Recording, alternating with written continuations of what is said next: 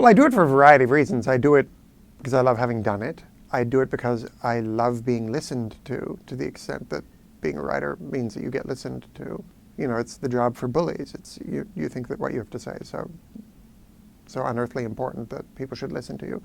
I do it because I think there's truly nothing more powerful than words, than the capacity to convince through verbiage. I mean, it's an unbelievable power. So I do it for that reason. But it is never easy, and it gets harder. I came up with some gag in my last book, which was that writing for me is like pulling teeth from my dick. You know, exactly. It's funny, but it's actually true. But in this particular book, there's a longer piece about the nature of creativity and what it takes to be creative. And I can only speak to writing here. Writing only ever begins badly. And you have to sit and tolerate yourself long enough to grind out a shitty draft.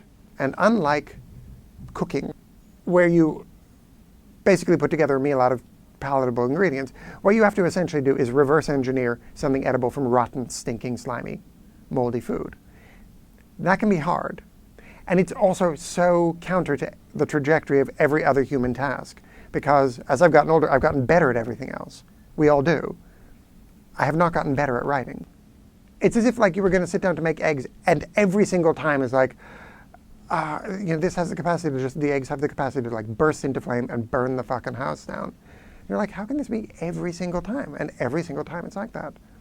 And I would say that, the great privilege of my life is that the bar gets raised higher because it gets a little more public each time, which is a nice thing for a writer. It's what keeps you making a living. But it does get harder for that reason.